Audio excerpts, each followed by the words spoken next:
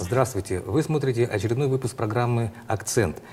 Сегодня у нас в гостях заместитель секретаря Генерального совета партии «Единая Россия», депутат Государственной Думы, а также известный телевизионный ведущий и журналист Евгений Ревенко.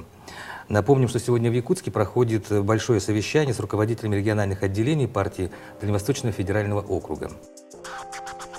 Евгений Ревенко, заместитель секретаря Генерального совета «Единой России». В 2007 году окончил Московский государственный университет по специальности журналистика. Работал на радио и телевидении. Вел аналитические программы на телеканале «Россия». В 2012-16 годах был заместителем генерального директора ВГТРК. 18 сентября 2016 года избран депутатом Государственной Думы 7-го созыва.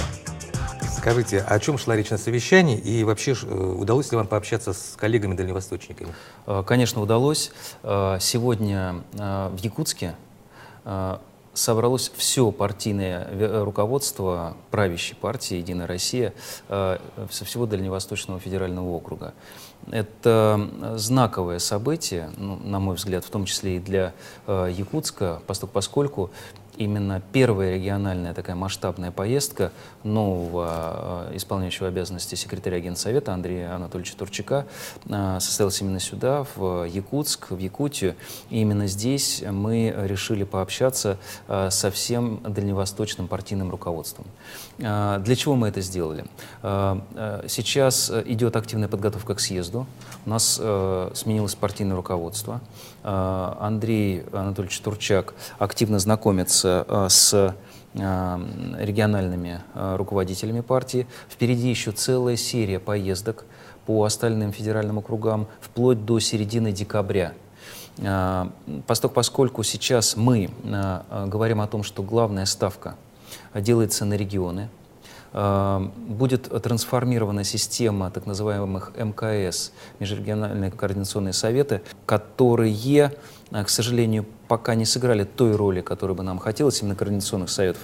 Мы считаем, что, очевидно, не должно быть излишних промежуточных звеньев между руководством и высшими органами партии и регионами. Поэтому предлагается поднять уровень этих межрегиональных координационных советов на федеральные округа, сделать больше. Ставка на регионы. Партия «Единая Россия» сейчас самая мощная политическая сила, с самой разветвленной системой первичных организаций. Собственно говоря, в этом наша сила. И сейчас мы ведем активную работу, подготовку к съезду, к предстоящей выборной кампании, как президентской, так и выборной кампании «Единому дню голосования» 9 сентября следующего года. Именно поэтому, в том числе и здесь, в Якутске, мы со всеми встречаемся, поскольку в Якутии будут масштабные выборы практически всех уровней власти, представительных органов власти в сентябре следующего года. А теперь немножко о вашей конкретной работе в партии. В интервью «Коммерсанту» вы говорили о том, что вам поручено произвести переформатирование идеологической работы. Скажите, как эта работа происходит? Прямо идеологической работы мы определили для себя сразу после выборов в Государственную Думу в 2016 году очень простую формулу. Вывели ее, и ее придерживаемся. Мы объявили публично, что главной нашей задачей является реализация той самой программы партии предвыборной, с которой мы шли к людям в 2016 году. Мы не стали откладывать эту программу, эти обещания, с которыми мы шли к людям, куда-то в дальний угол. Нет, мы никуда ничего не убирали. Мы сказали, что мы будем последовательно реализовывать и выполнять эту программу. Слово «предвыборное» уже само по себе отпало, теперь мы говорим «программа партии». Любой желающий может посмотреть и перечитать ее на сайте партии. Не такой большой объемный документ, 108 страниц. Это целый ряд конкретных дел, которые нам нужно реализовать. Большие масштабные направления. Это и молодежная политика, и социальная, и сельское хозяйство, и так далее, так далее, так далее. Развитие экономики. ЖКХ, то есть по всем направлениям мы работаем. Для реализации программы партии одним из главных инструментов ее были сформированы партийные проекты. Часть из них она стала, по сути, по-настоящему популярной среди людей, но это городская среда, это парки малых городов, это театры малых городов, провинциальные театры, это спортзалы сельских школ, те самые места, где часто вся социальная жизнь сосредоточена, в таких отдаленных особенно селах. Конечно, не везде все сразу делается, но мы продолжаем эти программы. В бюджете уже на следующий год и на трехлетнюю перспективу финансирование этих проектов будет продолжено. Сейчас мы смотрим, какие проекты партийные эффективны, какие, может быть, не очень. Будем что-то укрупнять. Кроме всего прочего, я занимаюсь тем, что курирую платформы партии. Это такие, знаете, дискуссионные площадки, куда мы вовлекаем не только партийных лидеров и руководства, вовсе нет. Это лидеры общественного мнения, это экспертное сообщество, это, может быть, даже и представители других партий, которые хотят... Четыре платформы: социальная, предпринимательская, либеральная и патриотическая.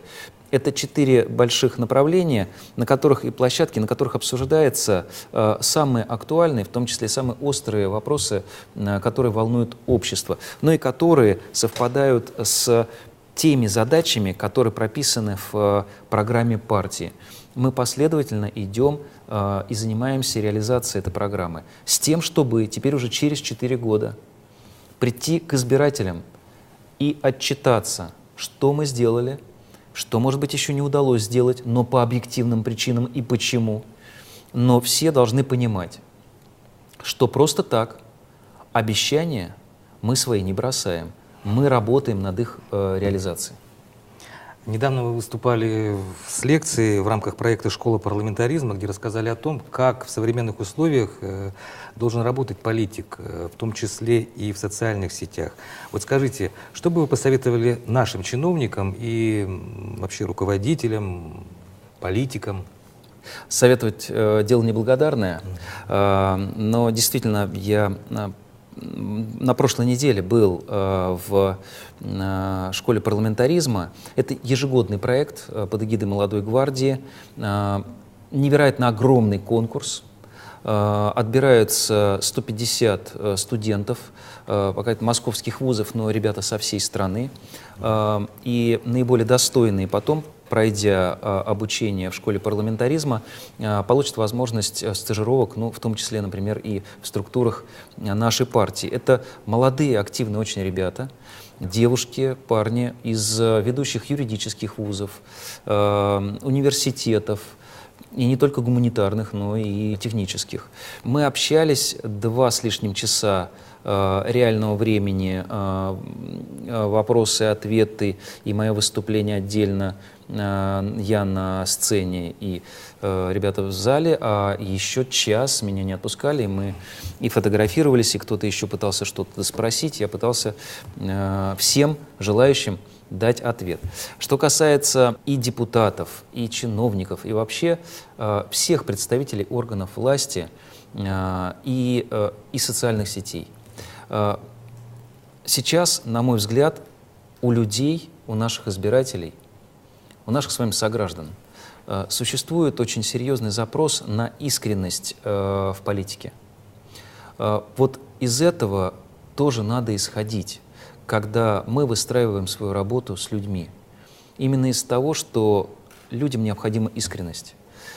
Люди ждут ее, и люди хотят общения. Социальные сети, мессенджеры — это современные средства массовой коммуникации. Это современные способы эффективной коммуникации между людьми. Когда, общаясь в социальных сетях, по сути дела, вы устраняете все барьеры, все приемные, какие-то бланки, какие-то запросы. Вы напрямую, без каких бы то ни было посредников, начинаете коммуницировать с людьми. Люди это очень ценят. Они ценят не просто посты, которые, может быть, вы там напишете и что-то разместите у себя в аккаунте социальных сетей, но люди очень ценят, когда им начинают отвечать. Даже, может быть, на малоприятные реплики и на критику. но это нужно делать. Поскольку, по моему глубокому убеждению, сейчас работа в социальных сетях — это уже не просто, так сказать, такой, знаете, добрый совет. Это для политика, кто занимается и работает в политике, подчеркиваю, работает в политике, это такая гигиеническая просто необходимость уже. Просто необходимость. Если у политика нет своего аккаунта, это уже считается подозрительным. Люди хотят знать больше о своих политиках. И недостаточно уже прогуглить или запросы направить в Яндекс. Людям хочется знать, чем живет человек, что он думает, как он говорит. И люди хотят вступать с ним в прямую коммуникацию. Это сложно, это хлопотно, но это надо делать. И тогда постепенно люди, занимающиеся и работающие в политике, формируют вокруг себя, некую массу людей, которые точно скажут: да, я знаю этого парня.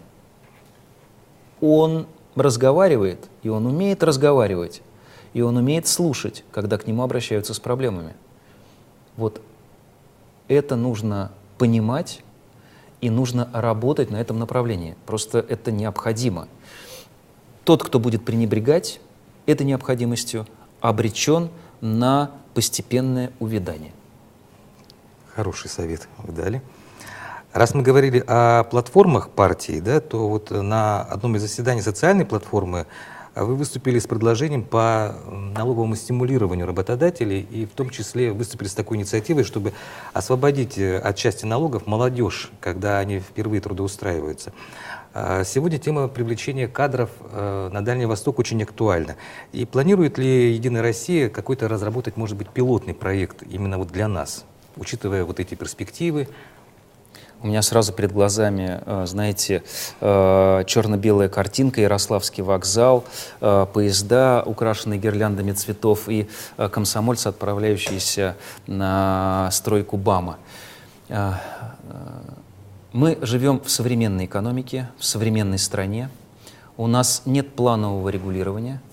И когда мы поднимаем столь тяжелые, непростые, но такие важные вопросы, как насыщение кадрами и трудовыми ресурсами Дальнего Востока, конечно, здесь простых решений быть не может. Известно, что за последние 90-е и начало 2000-е годы Дальний Восток понес просто невосполнимые потери. Это более 2 миллионов человек просто в минус. Люди просто уезжали, бросали все и уезжали в европейскую часть, в Сибирь. Для того, чтобы восполнить эти потери, во-первых, это, конечно, проблема не одного дня и не одного года. Нам необходимо создавать условия. Но существует целый ряд программ, в том числе существует дальневосточный гектар, там тоже есть вопросы. Нам нужно смотреть внимательно и аккуратно и рассчитывать меры стимулировать. Вот вы сейчас вспомянули социальную платформу. Да. Мы говорили не о налоговых льготах для предприятий, которые просто привлекают молодежь. Мы говорили о том, что нам необходимо создать систему, которая, в частности, успешно работает, например, в таком локомотиве европейской экономики, как Германия. Там, кстати сказать, безработица среди молодежи некоторое время назад была сильно меньше, чем во Франции, хотя экономики сопоставимы. Французы посмотрели и просто взяли и стянули систему немецкую и внедрили у себя. Так вот, там, не вдаваясь в детали, существует механизм взаимодействия предприятий, серьезных производств, серьезных концернов с вузами и с профессионально-техническими, так называемыми, колледжами, среднеспециальными учебными заведениями, профессиональными учебными заведениями. Так вот, возможно, надо посмотреть внимательно и посчитать внедрение налоговых льгот на зарплаты обучающимся студентам и слушателям вот этих вот колледжей, обучающимся. Пока они учатся, они уже должны приходить работать. А у работодателя должна быть заинтересованность брать таких ребят. Во-первых, они постепенно будут учиться уму-разуму, они будут овладевать навыками реального производства. По окончании вуза или технического колледжа у них уже будет опыт работы, и когда тот молодой человек приходя на производство, придет, он ему скажет: а что ты умеешь? Да, я уже умею. Это важно. Либо, может быть, даже он останется на том самом производстве, где он начинал. Когда молодые люди не могут себе найти работу, когда я прихожу в центре занятости, который занимается именно трудоустройством молодежи, и вижу там молодых людей, девушек, мальчишек, бухгалтеров, экономистов, юристов, таких гуманитариев, мы говорим о том, что, друзья, нам нужны инженеры, нам нужны конструкторы, нам нужны программисты, и это так. Вот там точно найдете работу.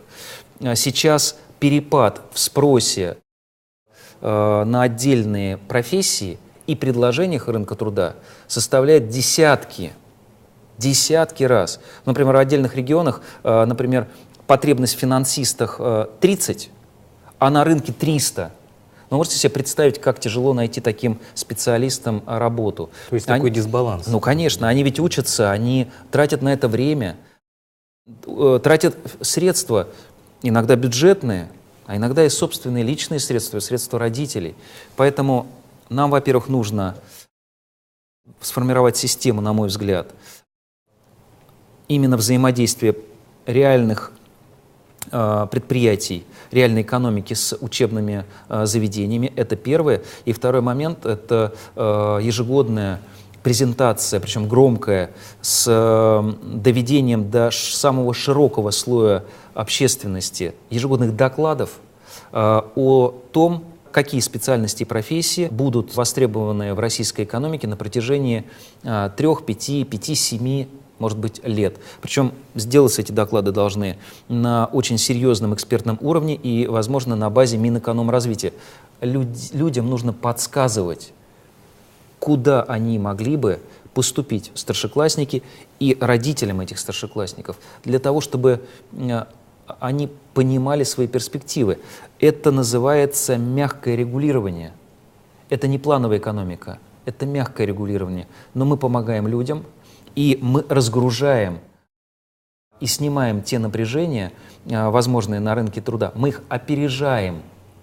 Мы не разбираемся потом уже, когда все накопилось, а мы снимаем заранее напряжение. То есть такая своего рода профилактика. Профилактика, безусловно. Это очень важно, потому что молодежь нетрудоустроенная вызывает очень серьезное социальное напряжение, возникает запрос на нереализованность, да?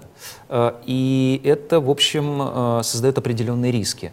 И я полагаю, что это одна из главных задач, которую нам сейчас необходимо решить и решать в ближайшее же время. И что касается Дальнего Востока, то уже многое сделано.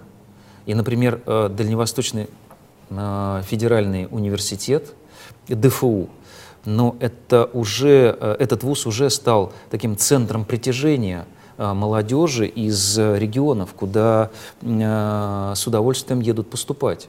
Это тоже очень важно. А потом молодые люди начинают в первую очередь ориентироваться по федеральному округу, и потом уже только дальше уже смотрят. У нас тоже есть свой Северо-Восточный федеральный университет. Конечно, конечно. Понимаете, нужно вкладываться вот в эти проекты. Нужно вкладываться в будущее. Конечно, дыры латать надо, но нужно вкладываться прежде всего в будущее, в молодежь. Евгений Васильевич, спасибо вам за то, что вы приняли приглашение принять участие в нашей программе. Спасибо, что пригласили. И за такие подробные ответы. Напомню, сегодня у нас в гостях был заместитель секретаря Генсовета «Единой России», депутат Государственной Думы Евгений Васильевич Ревенко. Это был очередной выпуск программы «Акцент». До новых встреч.